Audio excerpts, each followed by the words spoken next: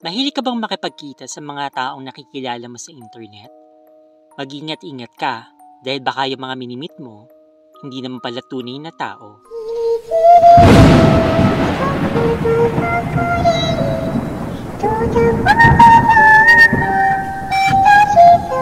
Hello Spooky Dolls, good evening. Before anything else, gusto ko sanang batiin lahat ng mga OFW at mga Filipino immigrants, pati na rin po yung mga Pinoy na tulad ko na dito po sa Pilipinas, at yung mga tigibang dimensyon at tigibang mundo na tumatangkilik at sumusuporta sa kwentong aswang at kababalaghan. I hope that you're all doing well.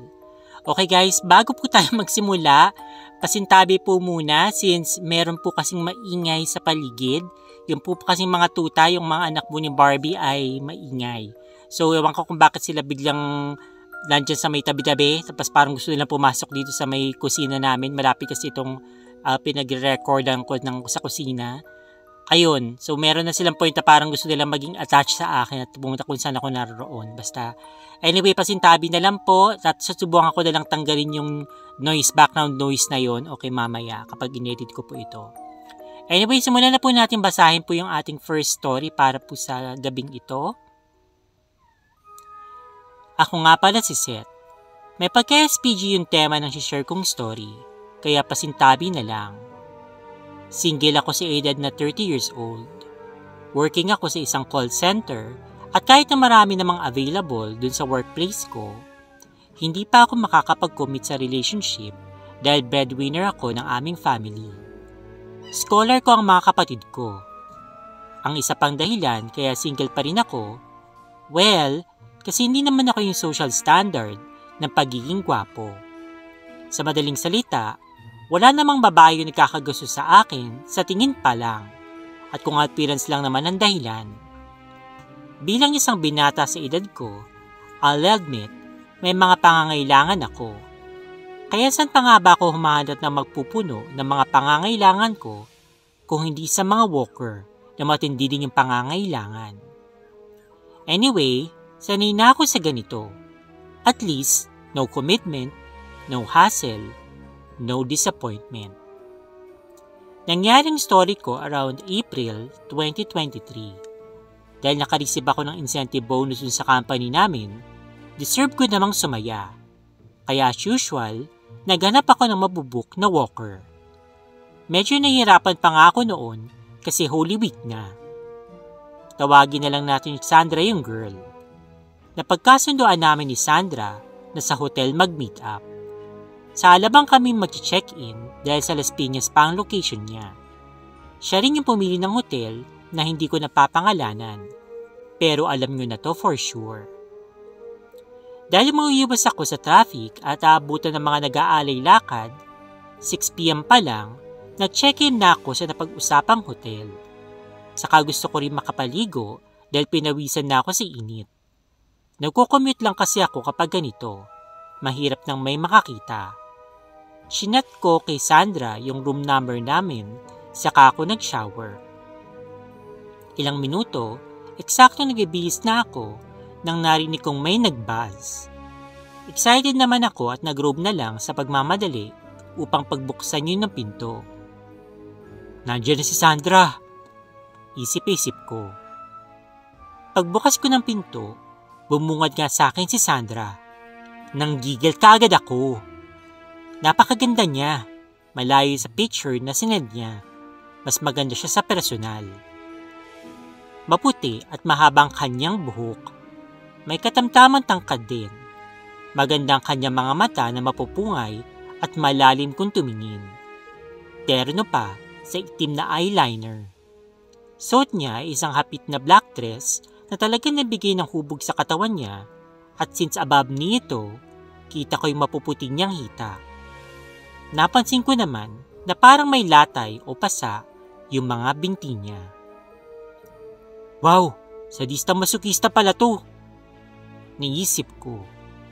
Oh, halika na! Pasok ka na dito! Yaya ko sa kanya. Sinilubong niya ako ng ngiti at nakayukong pumasok ng kwarto. Aba, shy type. Baguhan pa lang siguro. Sabi kasi niya, 19 pa lang daw siya. Halata naman, naka-jackpot ako. Nag-shower na nga pala ako. Mag-shower ka na lang din. Hintayin na lang kita dito. Sabi ko. Dumiretso na nga si Sandra sa CR upang mag-shower. Ako naman, nahiga na sa kama at di na ako nakapagpigil. Kinuha ko yung cellphone ko at nanood muna na sa mga adult sites. Pampagana lalo. Siguro, nakatatlo o 4 na videos na ako, hindi na ako makapagtimpi. Ang tagal kasi ni Sandra lumabas ng shower. Naisip ko, di kaya gusto niyang samahan ko siya? Naalala kong kasama yun sa service niya. Napangisi naman ako sa kalokohan kong gagawin. Dali-dali akong bumangon at tumungo sa CR. Frosted glass lang ang pintuan, kaya maaninag yung tao sa loob na naniligo. Hindi ako mapakaling maisip na sa likod ng pinto ay nandun yung magandang katawan ni Sandra. Para akong asong ulol na nahumaling. Isang tingin at ngiti niya lang. Bubuksan ko na yung pinto na mag-ring yung phone ko. Requesting video call. Sandra. Nagtataka naman ako. Ano to? Balak niya ba akong akitin through video call habang naliligo siya? Okay lang naman sa akin. Gusto ko yung matagalang foreplay at talagang ginigigil ako. Sinigot ko naman yung tawag. Gaya ng inaasahan, nag-open din ng camera si Sandra. Pero hindi ko inaasahan ang nakita at narinig ko. Hello sir, sorry. Bungad ni Sandra. Ibang itsura niya. Eksaktong itsura niya sa sinadyang picture. Ang lubos kong pinagtataka, yung background niya ay kalsada kung saan halos siksikan yung mga tao. Pasensya na, malilate ako. Hindi na kasi makadaan yung mga jeep dahil sa mga naglalakad. Kaya pinababa na kami mga pasahero. Pero malapit na ako dyan, naglalakad na lang ako. Natapos ang video call. Para akong binuhusan ng malamig na tubig. Hindi ako makagalaw. Parang naparilisa yung katawan ko dahil sa sobrang kaba. Yung mga hita ko, nangangatog. Para akong matutumba. Sino itong nasa banyo? Gayunpaman, kahit nanginginig yung mga kamay ko, dahan-dahan kong binuksan yung pintuan ng banyo. Kung prampan to, tangna, hindi nakakatuwa. Bulong ko na parang may iyak na. Bumukas ang pinto, pero walang Sandra akong nakita. Bukas din yung shower at nagimis sa mga salamin dahil sa heater. Hindi ko alam kung sisigaw ako, may iyak, o mahihimatay sa mga nangyayari. Kaya bilang isang lalaki, ginawa akong gagawin ng sino man. Tumakbo ako. Tangina, nakarobe lang akong lumabas ng room at nakapaa. Bitbit yung cellphone ko. Naiwan ko pa yung bag, wallet, pati keycard ng room sa sobrang takot ko at pagmamadali. Hintay ko yung tunay ni Sandra sa lobby at nung makakuha ko ng master keycard, kinuha ko kaagad yung gamit ko. Binigay ko kay Sandra na pagkasuhan service fee niya, pero wala na kaming ginawa. Tinry niya pang isole, pero hindi na. Nagmamadali akong umalis. Hindi ko alam kung anong nangyari nung araw na yun. Nakita ko ba talaga? Nananaginip ba ako? Guni-guni ko lang ba yun? Hindi naman ako lasing at hindi rin ako nagda-drugs para mag-hallucinate. First and only encounter ko lang din to kung totoong paranormal experience yun. Nagbubuk pa rin naman ako. Pag sa hotel na yun, hindi na. Pass na lang. Kahit anong ganda pa ng babae, baka si Sandra na naman yung magpakita sa akin. Okay, so let's read our second story for today. Hello po.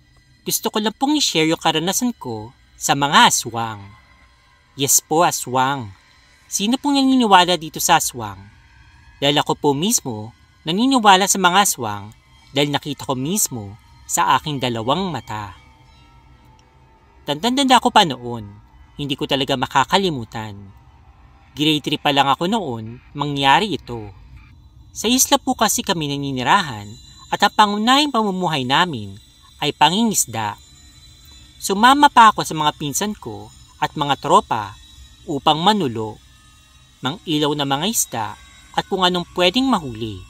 Ginagawa namin yun para may ulam.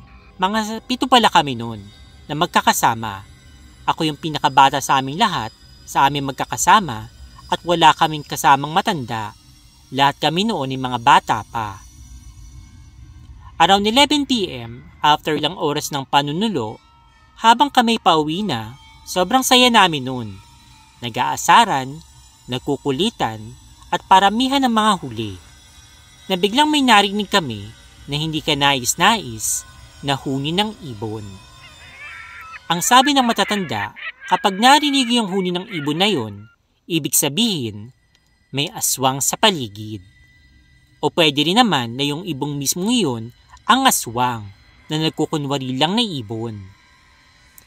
Hanggang sa napagtripa ng isang kasama namin na gaya-gayahin yung tunog ng ibon na yun. Kasi nga matitigas yung ulo namin kaya hindi kami naniniwala. Paggaya ng kasama ko sa huni ng ibon, sumagot din yung ibon at nagtawanan na naman kami. Hanggang sa parang galit na yung tunog ng ibon na tila sinusundan na kami pauwi, siguro mga 20 minutes ng aming paglalakad. Sa dadaanan namin, meron part na may nag-iisang bahay. Puro puno ng niyog ang nakapaligid doon at mga naglalakihan na puno ng mangga. Yung bahay na yun, matanda ang nakatira at ayon sa mga sabi-sabi, aswang daw ang matandang iyon. Hindi naman ako naniniwala doon kasi lagi ko naman siyang nakikita nagsisimba kasi ang sabi naman nila, hindi daw nakakapasok sa simbahan ang mga aswang dahil takot sila sa krus.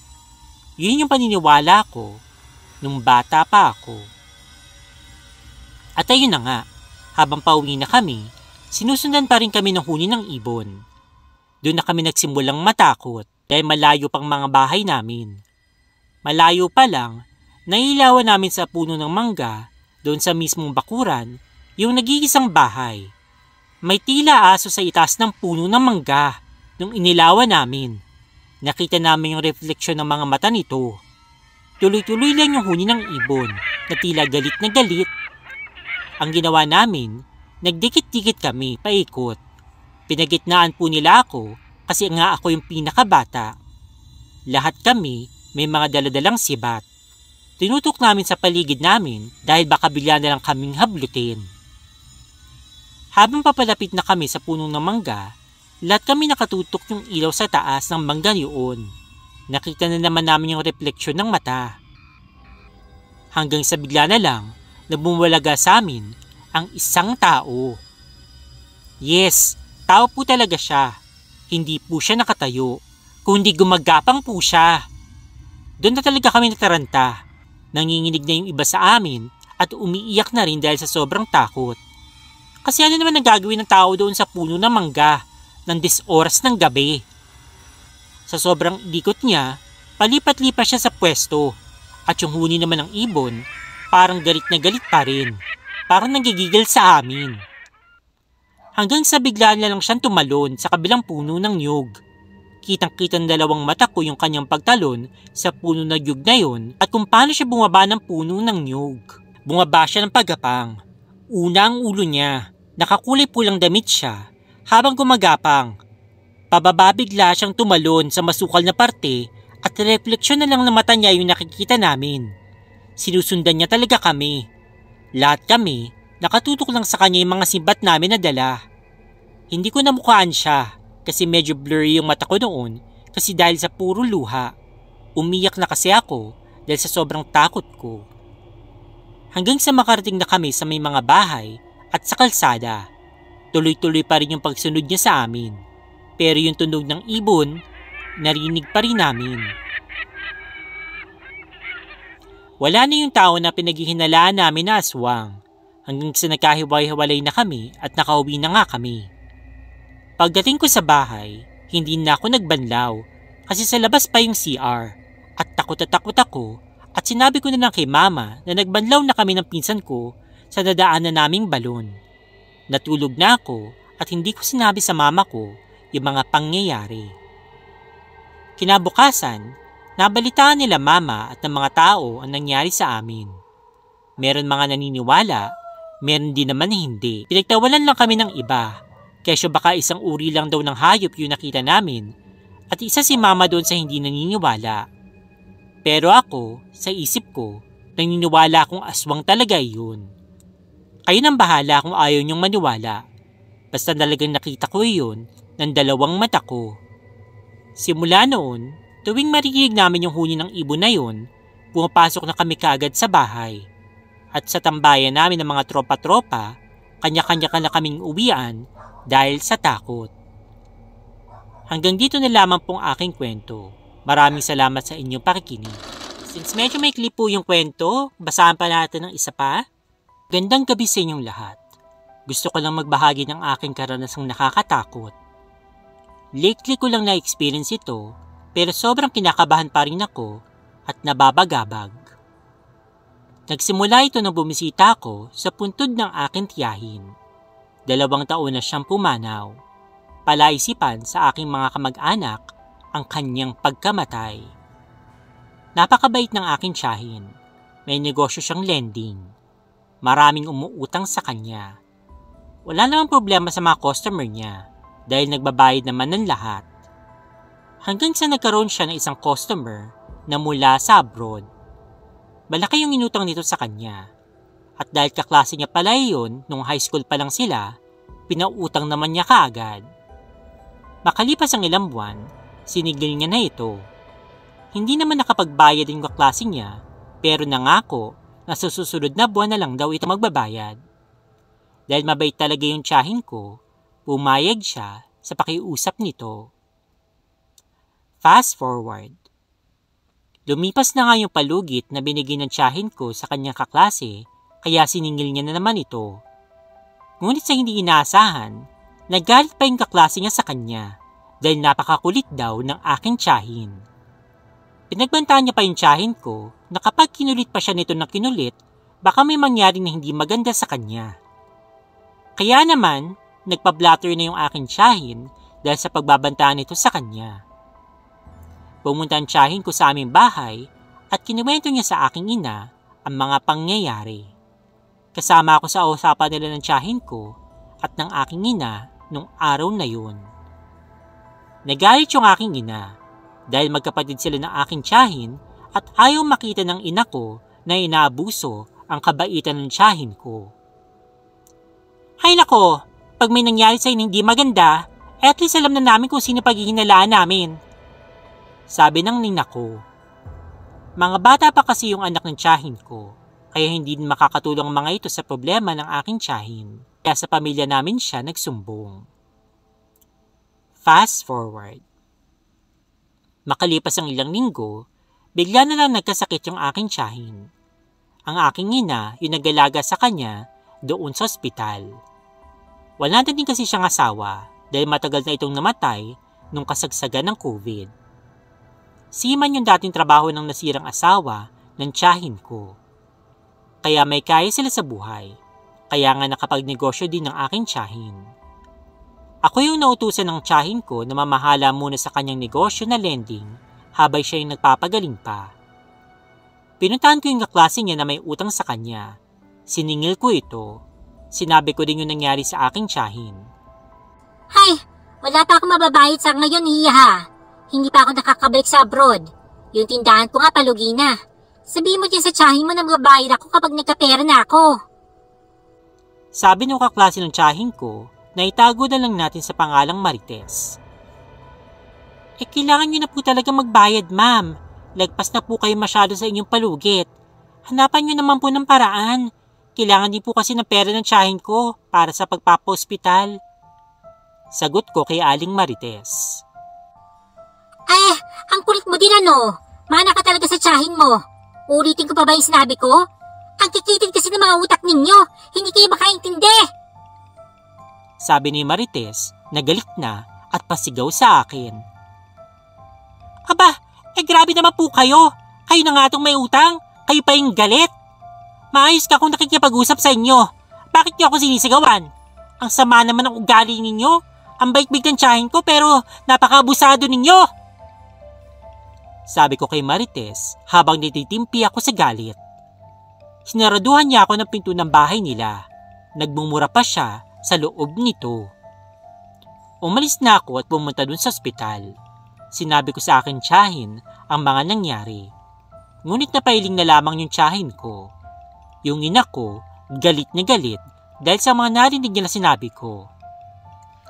Fast forward. 2 araw ang lumipas. Isinugod ang tiyahin ko sa ICU ng ospital dahil nahihirapan itong makahinga. Iyak kami ng iyak ng aking ina dahil naaawa kami sa aking tiyahin. Saka maliliit pa yung mga anak niya kung sakaling siya'y mamamatay. Nagdasal kami ng aking ina para sa tiyahin ko. Sa awa naman ng Diyos, dininig yung aming mga dasal. Nalampasan ng aking tiyahin ang bingit ng kamatayan. 1 linggong lumipas, nakalabas ng ospital ang tiyahin ko dahil okay ng kanyang pakiramdam. Bumalik din siya sa kanyang negosyo. Ayaw niyang magpahinga kahit pinipigilan namin siya. Sabi niya may mga anak kasi siyang binubuhay kaya kailangan niya magsikap para sa mga ito. Hanggang sa isang araw, ang araw na hindi namin makakalimutan, may pumunta sa aming bahay na aming kamag-anak. Auntie! Sa Auntie Susan po na aksidente! Umiyak ang aming pinsan habang sinasabi sa amin na nangyari sa aming auntie. Paano na aksidente? Saan? Diyos ko naman, ano ba ito na nangyayari sa kanya? Tanong ng aking ina na nanginginig yung mga kamay at halatang takot na takot sa mga nangyari. Natulala ako sa gulat nung marinig ko yung balita na nangyari sa aming tiyahin. Agad kami pumunta sa ospital kung saan dinala yung tiyahin namin, ngunit hindi namin inaasahan ang sinabi sa amin ng nurse. Nandun na po sa morgue. Dinala po yung aksidente ngayon lang. Dead on arrival na po kasi nung dinala dito. Sabi nung nurse. Halos gumuho yung mundo namin sa aming mga narinig. Bumuhos ang luha ko, napahagulgol ng iyak yung aking ina at yung pinsan ko na kasama namin. Pinuntahan namin sa morgue yung tiyahin ko at nakita namin yung kalutos-ulos niyang kalagayan. Bali yung leeg niya at napakalaki ng sugat niya sa kanyang noo. Sabi ng mga pulis na rumuspindi sa aksidente, nasagasaan daw ito ng humaharurot ng motorsiklo at yung nakasagasa sa kanya ay nasa kulungan na. Pinuntahan namin sa police station na nakasagasa sa aking tiyahin. Ang paliwanag naman niya, bigla daw kasing tumawid na parang wala sa sarili yung tiyahin ko. Hindi daw siya nakapagpreno dahil nga alanganin. Natumba din siya at nagkaroon ng galo sa braso pati binti. Fast forward. 3 araw lang binuhurol yung tiyahin ko at pinalibing na rin namin kaagad dahil wala naman kaming hinihintay na mga kamag-anak. Yung mga anak niya, nasa amin na, kami na lang yung kukup-kup dahil kami lang naman yung close sa kanila. Ang aking inanda din yung magpapatuloy ng negosyo na naiwan ng aking tiyahin. Ilang buwan yung nakalipas, lagi ko napapaginipan ng tiyahin ko. Umiyak siya lagi sa aking panaginip. Paulit-ulit ko yung napapaginipan. Sinabi ko ito sa nanay ko at ang sabi niya, baka daw hindi daw matahimik yung kaluluwa ng tiyahin ko dahil sa mga nangyari sa kanya. Baka hindi niya matanggap ang kanyang pagkamatay dahil naiwan nga yung mga anak niya na puro mga bata pa. Lagi nga umiyak yung mga anak niya. Hinahanap siya palagi, lalo na sa gabi. Masakit para sa amin na makita silang nangungulila para sa kanilang ina. Binalikan ko si Aling Marites na kaklase ng tiyahin ko na meron pang utang at siningil ko ito ulit. Hoy! Bakit niyo pa ako sinisingil? Patay na yung pinagkakautangan ko? At bakit ako magbabayad? Mga mukhang pera to. Wala akong utang sa inyo. Bakit pa ako magbabayad? Pasigaw na sabi ni Aling Marites sa akin habang dinuduro-duro niya pa ang aking muka. Ang kapal naman talaga ng mukha mo. Patapos ka pa utangin ng tiyahin ko. Alam mo ba na yung inutang ninyo? Para yan sa mga anak na naiwan niya. Kaya kita sinisingil, kaya mahiya ka naman.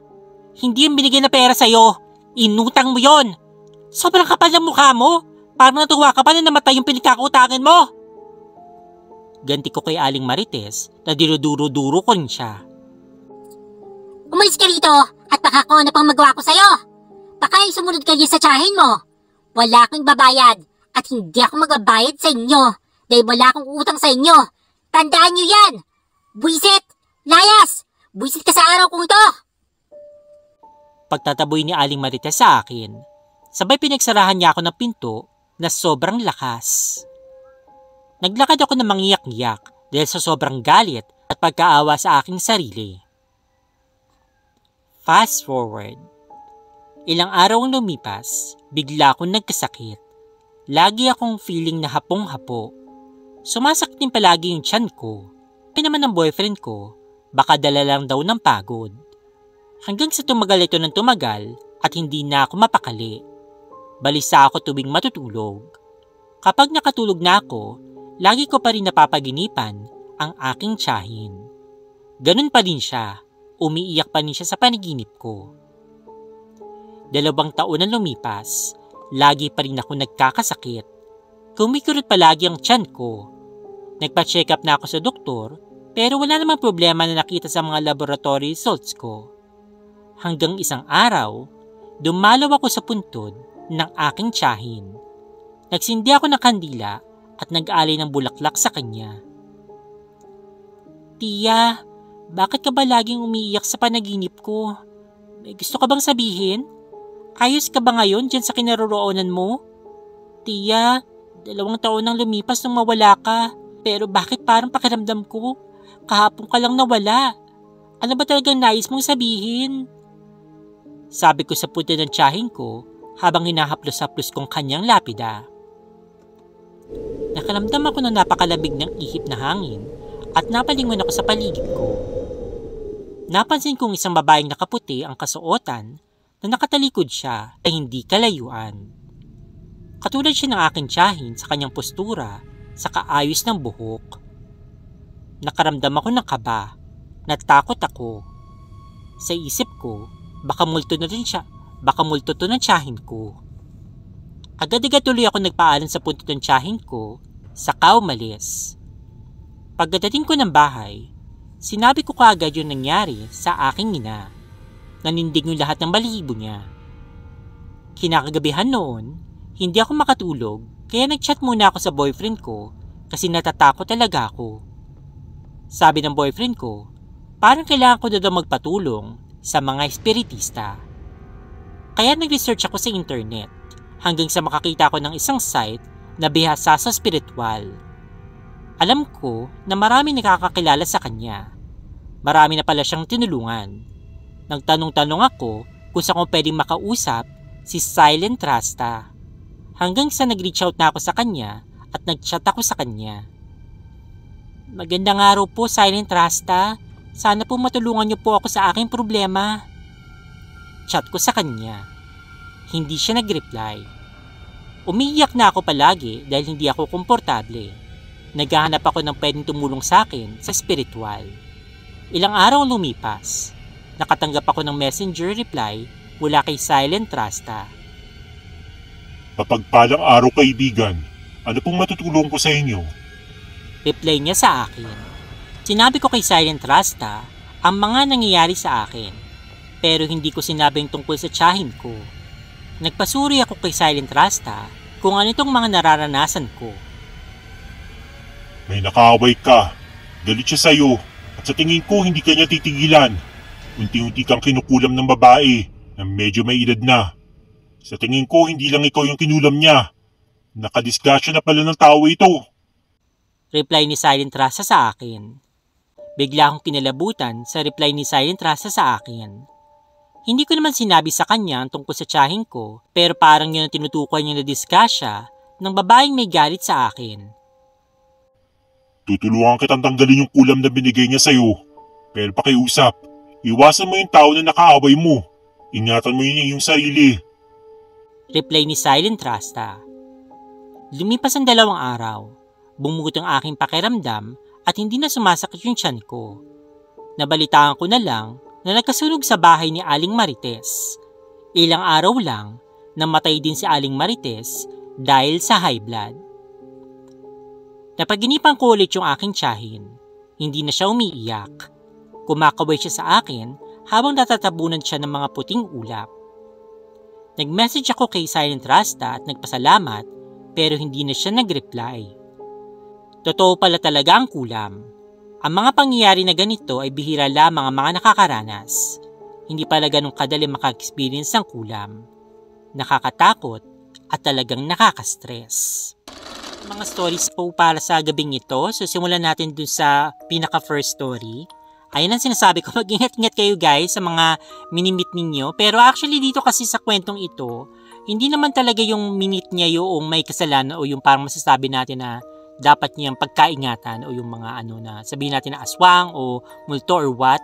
Kasi totoong tao naman yung talagang gusto niyang i-meet. Pero for some reason, siguro haunted yung hotel na pinuntahan niya. Okay, sabi niya parang sa, I suppose sa Alabang. Ano ba? Ang alam ko lang na parang motel yan. Hindi pa ako nakapasok doon na. Linawin ko lang. Okay. Ang alam ko lang dyan na parang sikat dyan ay yung Sogo. Ano pa nga ba, diba? Sogo. Yung malaking Sogo dyan. Nakikita ko lang siya sa labas. Okay. But anyway, wala pa naman akong nababalita na haunted yung lugar na yun. Or mayroon nangyayari dun sa lugar na yun or what. Pero anyway, mag-ingat na lang siguro tayo tsaka magdasal. At tsaka yun nga, bukod doon sa mga paranormal, mag-ingat tayo sa sakit, STD. Alam naman natin yan, di ba? Mag-ingat tayo sa mga ating mga ginagawa ng ganyan kasi hindi naman natin sila ganun kakilala kasi nga yun naman na trabaho nila, walker nga ganyan. So, mag-ingat na lang tayo. So, hanggat maaari, iwasan natin. Might as well, kung may karelasyon kayo, sa karelasyon nyo lang dapat, huwag na kayong humanap ng iba pa. And then, kung wala naman, ay basta gumawa kayo ng ibang paraan. Okay, hindi kailangan nyo gawin yan. Okay, anyway, doon naman sa parang second story natin. Ayan, so ilang beses na ako nakabasa ng mga ganyang kwento na parang pinagkakatuwaan nila yung aswang, niloloko-loko nila. Guys, remember, ito pong niloloko po nyo, hindi po tao ito. Hindi to pangkaraniwang tao na parang pag napikon, parang, yun lang, maaaring magagalit lang, mumurahin lang kayo, what. So, pwede ka nilang gantihan. And then, yun, pag gagantihan ka, kasing papatahin ka. At kakainin ka, hindi ka lang basta papatayin, okay? So, if ever man, na kayo po ay nasa labas, nakarinig kayo ng ganong klaseng kakaibang tunog, okay, na parang tik-tik, ganyan, wag na lang po kayong mag-comment, wag na lang po kayong umimik, basta bilisan nyo na lang yung lakad nyo para makauwi na kayo papunta sa bahay ninyo. Wag nyo lulukoyin yan dahil baka yun ang pinakahuling bagay na magagawa nyo sa buhay nyo. Doon naman po sa third story, okay, actually doon po ako talaga parang nanggigil. Nakakabwisit talaga yung mga ganyan na sila na nga yung may utang, sila yung nangailangan, parang pinakisamahan mo ng maayos, tapos nung panahon na singilan na, parang ikaw pa yung galit, okay? Ang kapal naman ng mukha mo, at saka bakit parang dinadaan ka sa parang, alam mo yun, sinisindak ka, huwag ka magpapasindak. Unang-una sa lahat, kung ikaw yung inutangan, dapat ikaw yung matapang, okay? Hindi naman to the point na parang pagtatabuyan mo sila na parang bang tipong mag-iilit ka ng gamit nila or what, pero, kailangan maging firm and assertive ka. Okay, kung ganyan na pinautang mo, siguro parang kailangan mo nang magdemanda to. Kailangan mo na siyang okay, hindi ka magbabayad, pues demandahan na lang tayo. Sige, fine. Since hindi ka rin magbabayad, nila kita. At hindi ka rin maayos makipag-usap sa akin. Okay, ang kapal naman talaga ng mukha nito. So bakit kaya may mga ganitong klase ng mga tao, di ba? Na sila na ngayon nangailangan, sila yung may atraso sa'yo, pero sila pa yung matapang. Saan sila kumukuha ng kapal ng mukha, ng hiya, okay, ng lakas ng loob? Okay, ang sarap pagsasampalin ng mga taong yan kasi nga ang kakapal ng mukha talaga nila. Anyway, mabuti naman at nakarma tong isang ito. At salamat kay Silent Rasta dahil tinulungan niya tong sender, okay, na matanggal nga yung kulam sa kanya. At the same time, ay mapunta na sa impyerno yung mangkukulam na yon, okay? Dahil isa siyang walang kwentang babae dahil mangutang-utang siya, hindi siya marunong magbayad. Ang kapal talaga ng mukha. Ang kapal ng apog niya. Anyway guys, so yun lang po. Huwag mo na natin patagalin itong paggigigil ko sa kanya. So I hope na nag-enjoy po kayo sa mga stories po natin para sa gabing ito. Leave your comments down below. Kung hindi pa kayo subscribe, pang hinihintay nyo, mag-subscribe na kayo. And then pakiclick naman po yung like button, please, please, please. Okay, maraming sa inyong pagtangkilik dito sa kwentong aswang at kababalaghan. Kita-kits po tayo ulit this Thursday. God bless po sa inyong lahat. Bye-bye! Stay fabulous and spooky, spooky dolls!